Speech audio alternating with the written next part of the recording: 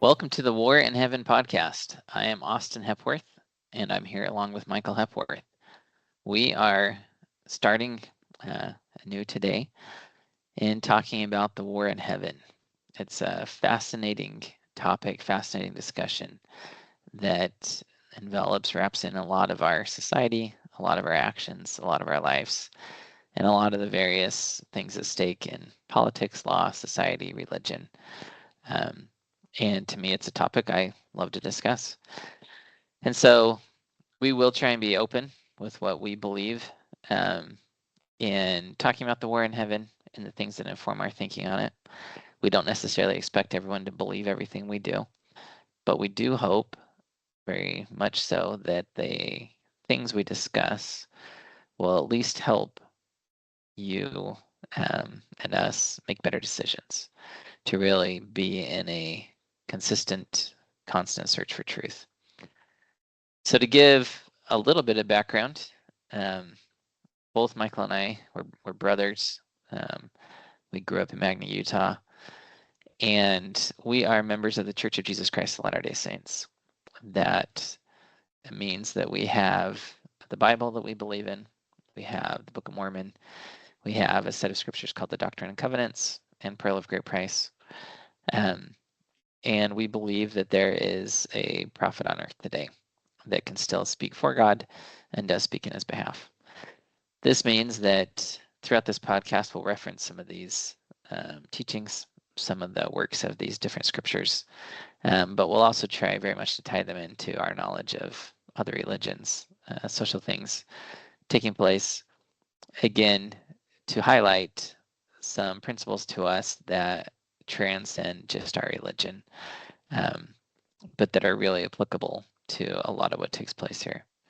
Ultimately, a key figure in the war in heaven, a key piece to reconcile the different things that take place, is Jesus Christ. And so we will also talk about him and his role and what we see of his role.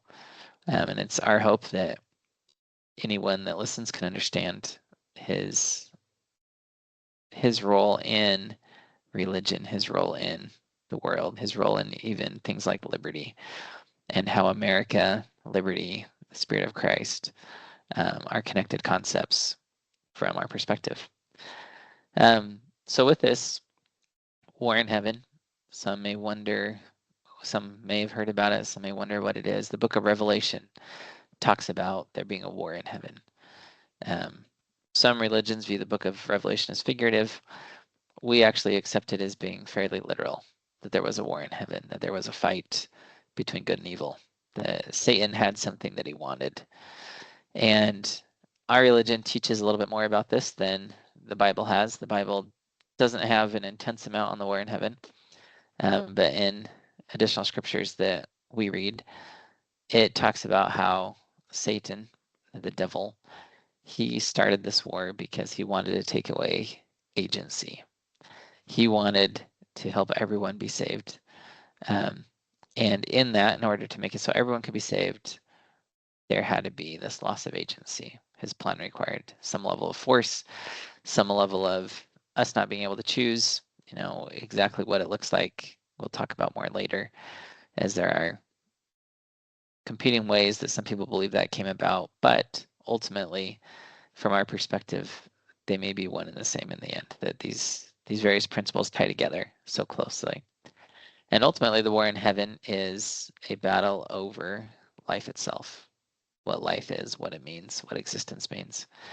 And it really ties into why we're here on this earth, what role this earth plays, and a lot of what takes place. So we hope in this podcast to go through things like suffering, how suffering and God are connected. We hope to go through things like faith. We hope to go through things such as law, and how the legal systems that we create and perpetuate can actually impact us individually, can impact us spiritually. The nature of this battle is such that there's internal battles that we wage, and there's external ones that are outside of us. Internally, we have plenty of issues that we each need to face and resolve within ourselves. Externally, there are plenty of issues too that we get to help with or be a part of trying to influence. And ultimately, the war in heaven is we believe still continuing today. For example, in our scriptures, we have something called the Bible Dictionary that explains a little bit more about the Bible. And these references to the war in heaven are in Revelations 12. But the Bible Dictionary specifically says the warfare is continued in mortality and the conflict between right and wrong, between the gospel and false principles, etc. The same contestants and the same issues are doing battle, and the same salvation is at stake. And then it says the nature of the conflict, however, is such that there could be no neutrals then or now. And so this war that we will discuss is one where every day we're making a decision about what side we're opting into. We may not make that decision entirely consciously, but that's one reason why we feel it so important to talk about these principles here, because we believe strongly that there is truth. It transcends our existence. It transcends what I want it to be. It just is. And if I build an existence based on false principles, I will reap the consequences of that at some point. I can't live in that forever. There's always a day of reckoning, you could say, where truth and false principles come together and truth will prevail. And at that moment, based on the way I built my life or structured things or the things I pursued, what I build for myself is the same system and the same rules and the same conditions that I can end up living in for an eternity. And that might sound harsh to some or depressing, but to me it's also encouraging to think that what I do here matters. It's part of something truly important. There is a lot at stake, and I want to take it seriously because to me, recognizing that life itself isn't just a given, meaning it's something I have to opt into, I have to choose, I have to exercise my agency for. It really puts things in a different light and perspective for me, and gives me a lot of hope that one day even the bad things that happen can all be overcome. That's part of my hope in Jesus Christ, is that there is a power that will make things right. There is a power that will set things right once this war concludes. So we're excited to go into some of these things. I'll certainly let Michael speak for a little bit here, share anything he wants to about himself and some of his basic thoughts on the war in heaven as well. Yeah, thanks. Agree with all of what you're talking about right there, and the importance that it's going to have to our understanding of what we experience in our culture, our society today. I think most people feel inherently that many of these decisions we're making legally, politically, even in our societies, have larger consequences than just maybe an interaction with another person. We feel that these things matter very deeply. And part of that is due to, as we've discussed, what we believe in is the eternal nature of these decisions. This was a battle that started a long time ago, and it continues today as we continue to struggle to find the way to behave in accordance with truth, how best to interact with each other, so that what we build, what we're trying to become, isn't built on a false premise. We can try to build things according to false decisions. In the end, truth will prevail, and if you build in a manner that isn't consistent with the truth, it will crumble, and you'll be left to live with what is the resulting rubble of that. So that our choices, we feel, are very important, and we like to talk about why I think we all feel that deep down inside, where that comes from, how that relates to the war in heaven and our eternal destinies.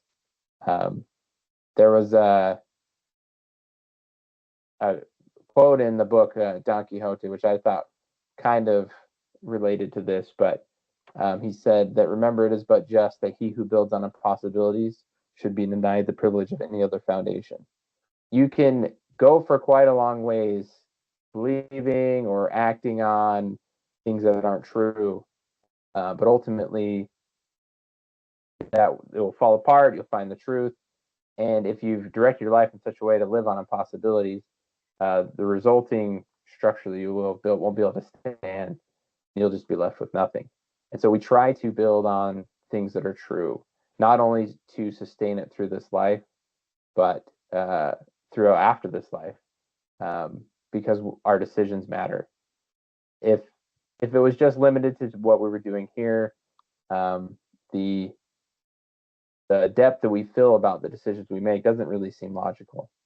But I think people feel intrinsically that there's something that matters more. There's a bigger cause here that we're trying to resolve. And so if we can identify some of those eternal principles, the eternal truth that Austin mentioned, that will help us in making these decisions when we say, what is the best policy? What is the best, when I say best, as far as we can understand, as we understand truth, what is the best new law to create? How should we best handle this new situation? How do we best interact with our neighbors? As we seek the truth, the underlying truth of all this, we can come to those decisions and find ways to make better decisions. Yeah, I think it's so important for us to take a step back and think about the systems we're building, again, both internally, externally, because there is always an underlying truth to things.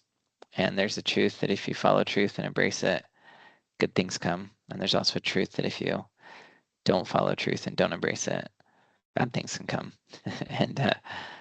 and so I like to use the legal system as an example. If I go out and decide, yeah, let's regulate someone's speech because I don't like what they're saying, and I want to outlaw someone's ability to say that, then what we've done is we've created a system that we're now subject to that allows someone to regulate my speech as well. And when that happens, I now have to live in the consequences of that system where my speech can be silenced. Maybe I was in the majority at the time it was passed, that time that precedent was created.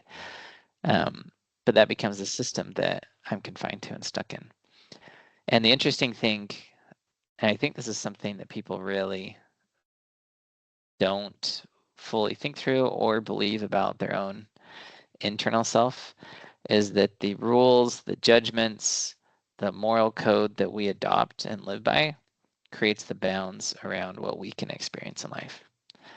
And this is something that I learn more and more as time goes on, that if I have a really harsh judgment, for example, against somebody, and let's say that I believe that anyone that pops their knuckles is a horrible person, then I would be mortified to pop my knuckles in public. Or if I'm really, really judgmental about the way someone's hair looks, I'm going to be terrified about going out in public with my hair not looking good. I just created a rule for myself that I'm now certain everyone's going to judge me, view me a certain way. And I've learned that the things that I'm very afraid to do are probably because I have some level of judgment where I'm very harsh against other people in it. And I create those own bounds for myself. So my own judgment of other people becomes the rules that I become stuck with.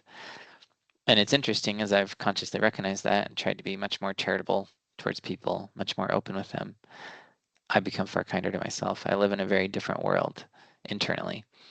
And my state of stress goes down a lot, where I'm kinder to people.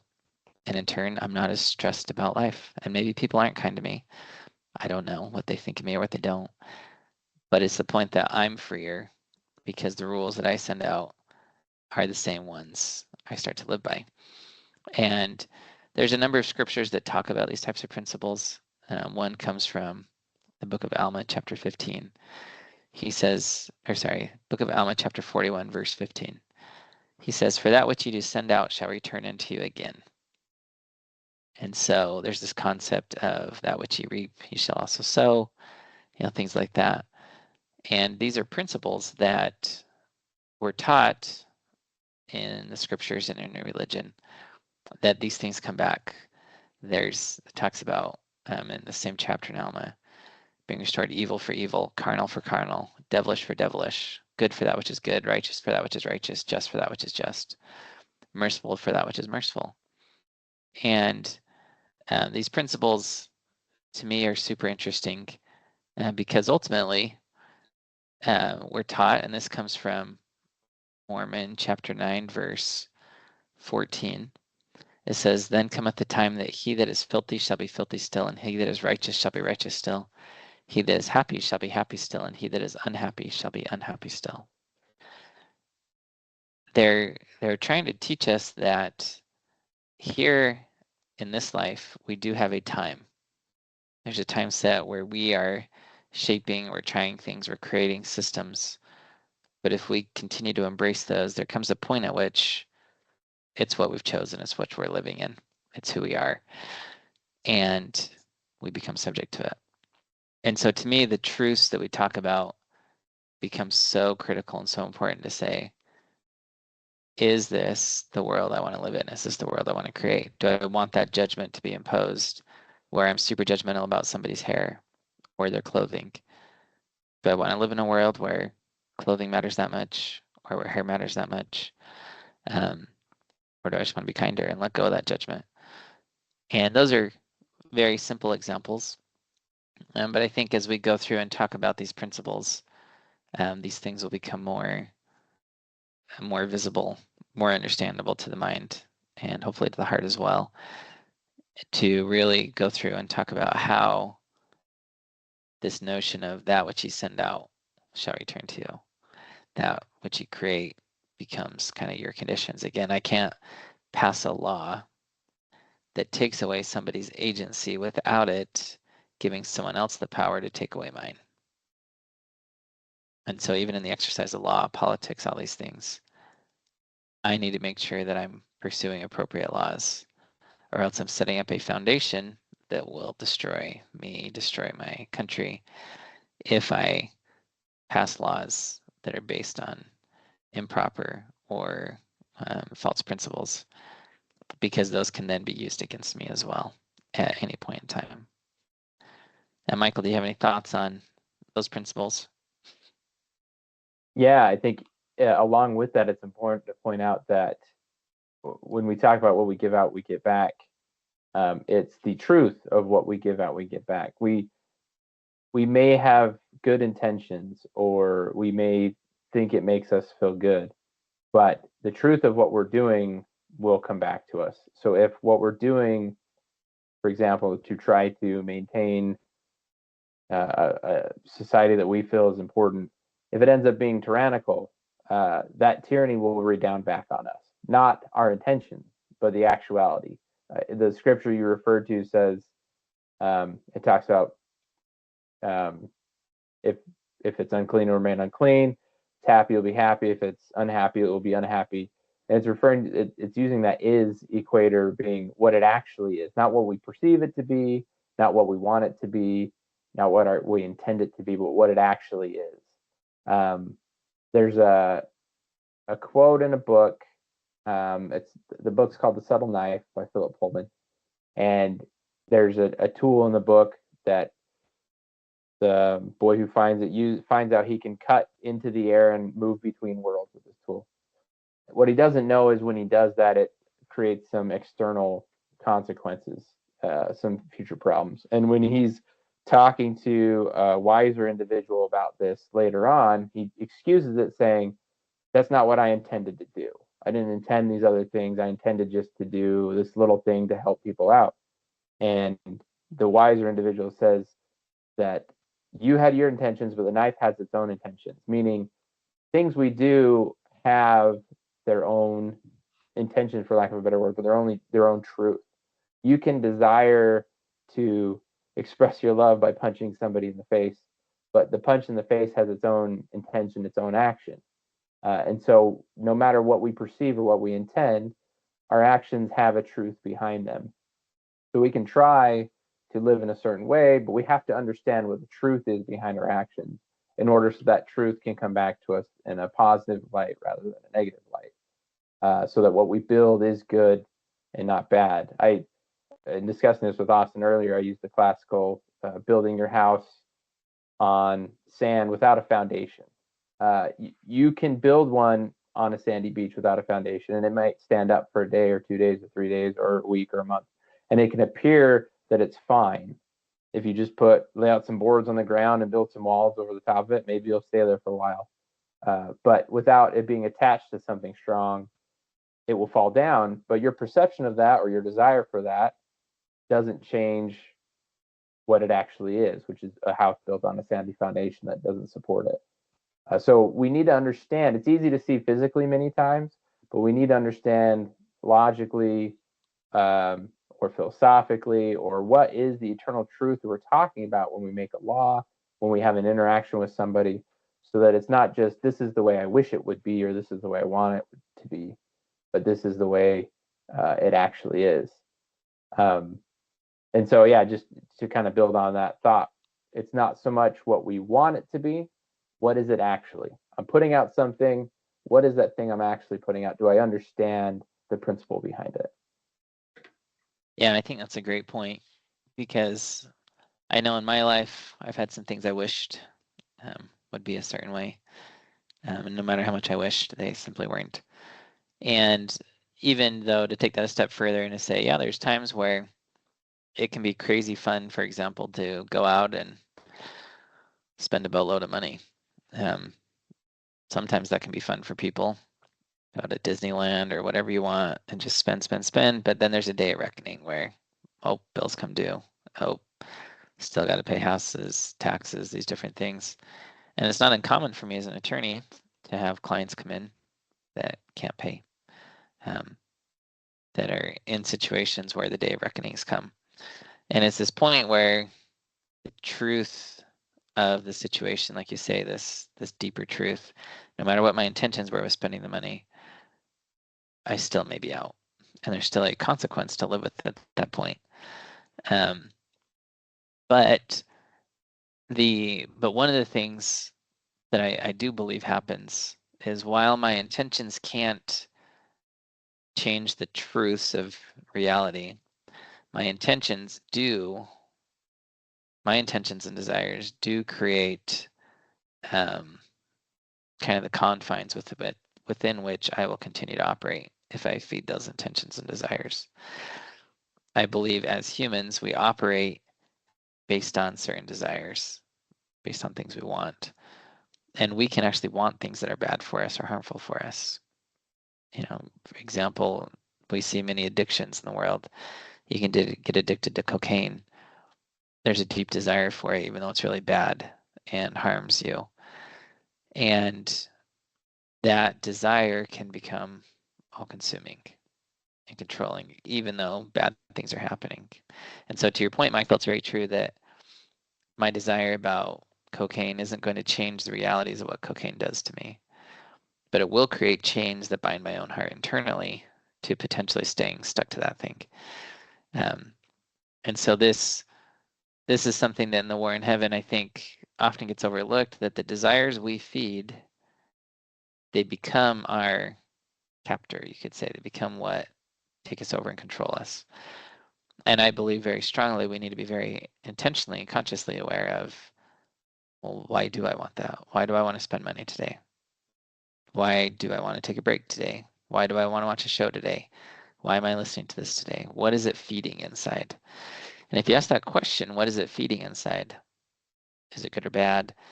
It's a fascinating way to look at life, to say, when I go log into social media, say, what am I trying to feed? What's my purpose today in coming to social media? Is it to feed my pride, to make me feel better than other people? Is it to get on to mock people? Is it to get on to find somebody to help? Is it to get on to be educated? What's the real underlying desire? Because that desire is going to then inform, the more I feed that desire, it will dictate more and more and more of my choices. And if that desire is not aligned with truth, I will reach a place where my life is not happy. There will be some truth that comes in that conflicts with that desire, and that truth will win out. My desires won't, but I'll be stuck. I'll be stuck in the system. And so this war in heaven, when you ask, well, what's the war over? What's the war about? one of the key pieces that we believe about the war in heaven is that God wins. The battle's essentially already been won in the sense that God's more powerful, God prevails. Why is it still raging? What's going on? Is that God's allowing each of us to choose where we fall in this battle. He's not going to compel us to come along. He's not going to compel us to make the right decision, because that in and of itself takes away agency. And agency is a critical component of life. The two go hand in hand, and God's not going to take away our life, our eternal life. We have to do that on our own if we don't want it.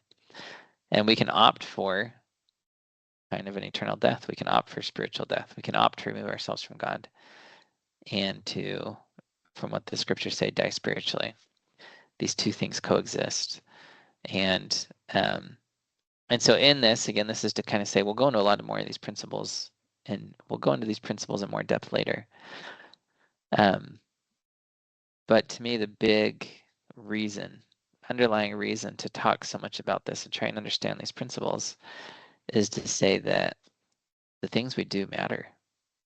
They really do. When we choose to sit down and watch social media, or when we choose to take cookies to a neighbor, or when we choose to accept a certain belief or start to live according to a certain belief, or when we choose to advocate for laws that maybe that may go against agency, we start to create a system and a world that we'll be stuck living in for a very long time.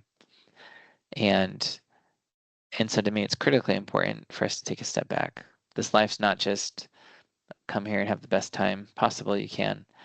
This life is our time to prepare for an eternity. We're here to prepare for something, and there's purpose to it. I really like your point about desires. It reminded me of a quote from Brandon Mole. He wrote a book called The Five Kingdoms. And in it, he said that the purpose of existence is the education of the will, and the meaning of life is to learn to love the right things. And I think too often we don't talk about desiring good things. We like to say, well, I like to do this thing, and that's usually the reason to go do it. But we don't say, is that thing a good thing? Is that something that should be pursued? Should I like to do that? Or should I learn to love right things?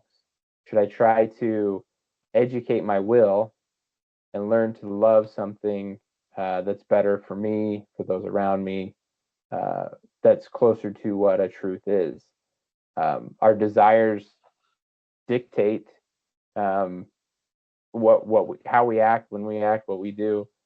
And so if we shape our desires to desire good things, true things, right things, that's the way we'll behave, we'll act as a people, as individuals. If we just like things because they make us happy in the moment or they're fun, that's not a deep enough truth. It's got to be something deeper than that to say let's follow this desire. We should learn to desire good things and to follow through on those things. But it's a process. It's not something that you just say, all right, now I think of it like eating. Again, physically, we usually understand these principles a lot better. But when it comes to eating, we say, well, learn to like foods that are good for you. And some people do a really good job of that. I've tried with vegetables with, not much success, but I try to learn to like vegetables just because I know that they're better for me. It's an education of desires to say, let's like these things that are good for us. Let's not just turn away from them because right now they don't make me as happy. Let's learn to like exercising to one degree or another. I'm not saying you have to do everything in the world to exercise, but learn to enjoy moving. Learn to enjoy some of these good things physically, and we can see the benefits of that. It's easy enough to see. I think that's true for everything we do. We should learn to interact with each other in more pleasant ways. We should learn to desire to do that. We should learn to desire to help one another out. All that we could go down a list of these principles, but the purpose here is really to try to shape our desires to what they should be, to desire things that are true and not be left with desiring things that we we think we want, but in the end, there's no truth to it. It's just falsehoods. We're building our foundation on a false platform that will just crumble. Yeah, I have a daughter who is very open about some of her desires and wishes in life. And it's been interesting. Um, some of them that she expressed as a child, there were kind of these fairly far out desires. She openly stated she wanted that in her life. She now has those things in her life, and she hates it. Um, she says, "I'm the most cursed person because the things I wish for come true, and I'm learning that the thing I wished for wasn't what I wanted at all." And I've always thought that was interesting when she looks back and she recognizes, yeah, I actually wanted this. There was a time where I thought this would be really neat and it would bring me happiness. She goes, but now that I have it, it doesn't bring me happiness. And I see that often where people pursue the next promotion at work, or they think I just need another $100,000, or just next trip, next vacation. Happiness is just around that corner. And most of the time, people reach those places and they're not happy still. They're still empty inside because things don't bring happiness generally. Happiness is something much deeper. Happiness comes from choices, from even the battle itself. As we become active participants in pursuing that which is good and right, it's the pursuit of these things, the progression, that brings happiness. It's not, it could, now again, there'll be moments of pleasure along the way. The food tasted great, whatever. But these aren't the things that actually bring happiness, that make life worth living. The fascinating thing about life and value and a lot of that is that it's found in work. It's found in the struggle to overcome. I have what we call natural man tendencies. This comes from scripture in the Book of Mormon, Mosiah 3:19. This says something called the natural man. It says it's an enemy to God. It exists within us. We actually have things in our condition here that are not in line with the things of God, meaning the things of truth. When the natural man desires things that aren't good for my life, it wants lots of food, it wants to pursue lusts, it wants to pursue laziness, a bunch of different things. It's selfish. And the more I feed that level of selfishness, for example, the more miserable I become. I may like it for a moment, it may feel good for a moment, but overall, this deeper underlying truth is that I'm becoming unhappier. And I have to continue to feed this selfishness, and it grows and grows and grows until one day I realize I have nothing. I've ruined all my relationships. I've ruined all the people, the connections. And life inextricably takes work. Those two things are completely tied together. And we often want a life. This goes back to the original part about that which we desire. We want a life of happiness without the life at work. And so we'll look for happiness in all these places that maybe are less work than just simply doing what it takes to be happy. And no matter how much we desire it, we won't find it there. It just isn't there. And we often waste away our lives, where if we would instead take a minute, step back and say, I need to really stop and think, is this going to bring me what I'm seeking? Is it going to achieve these things? Because it will at some point become my confines.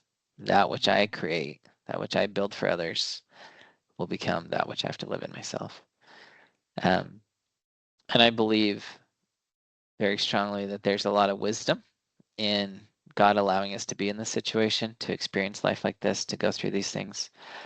And I believe very strongly that in order for true happiness to exist, it did require a savior who could right wrongs, because there are wrongs perpetuated by people. We don't choose everything in this existence. And as such, in order to allow all of us to have a system where we can exercise our agency and truly choose, there also had to be a way to reconcile and rectify wrongs. And that happens through Jesus Christ, the Savior. And that's one of the reasons he's a key component of this religious system that believes so much in agency. Agency is deeply, deeply entwined in the constitutional principles that govern the United States of America. One of the reasons that the U.S.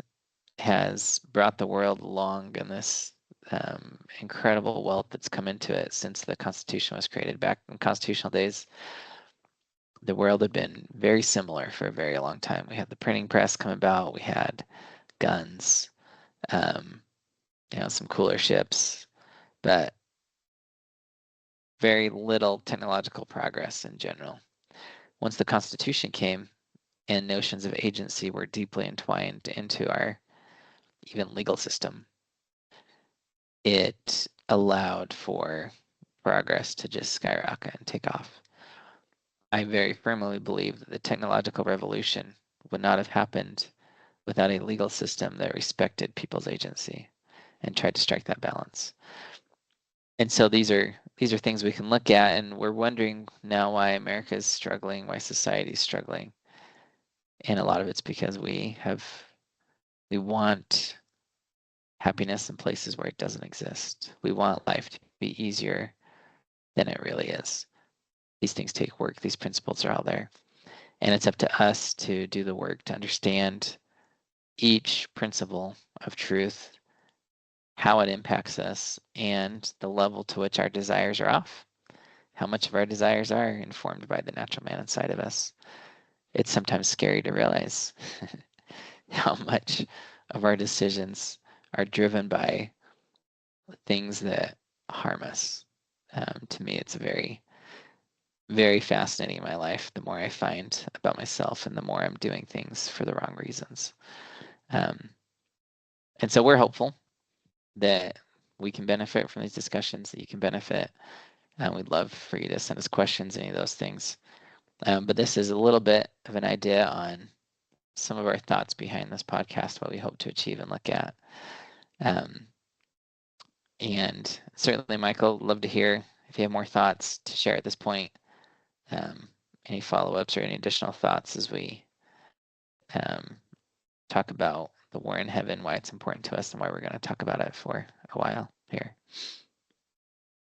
Yeah, just to add to that, we'll do it kind of in the context of what are we seeing in society today, politically, spiritually, what decisions are being made, what are people talking about, and try to relate what we're seeing back to this conflict where we've talked about the war in heaven, just so that it's a discussion about how the war in heaven relates to what we're seeing today, how it's playing out, and why these decisions today seem to be so weighty and so important to everyone. And it's so under that, I guess, those auspices, we're trying to untangle the conflict in legal decisions and the disagreements people have about different things, and try to boil it down to what the principles we're discussing and how they relate to the war in heaven.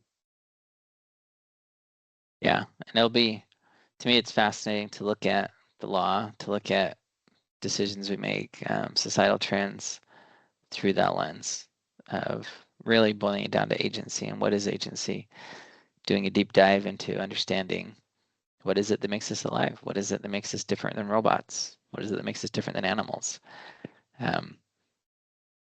There's some fascinating things associated with humans, and there's true potential, eternal potential. We fully believe that we have the ability to progress and become like God. That it's one of the purposes of this existence is for us to determine if that's something we even want. Do we want that? Do we not? If we don't want it, we don't have to have it. But for those of us that want to experience a state of existence, the highest state of existence possible, we can pursue and we can shape that here. This is our launching pad to eternity. And this is the life that determines for us what we truly want, what truths we're willing to accept and live by, which ones we reject for whatever reason. We could have a whole host of reasons for rejecting them. Ultimately, with this war in heaven, we believe that 1/3 of the host of heaven or some will say a third part. There are some people that interpret that to not be 1/3 numerically, but they interpret as being 3 parts. But to me, I see it as 1/3. But whether it's 1/3 or a third part of the host of heaven, we believe followed Satan. A significant group chose to not come to this existence here on this earth. And as a result of that, there are many things to look at, such as, well, why would they choose that? Just quickly, one of the premises of this war in heaven discussion, I've heard many people say that, well, Satan deceived them. He lied to them, tricked them, and so they followed him.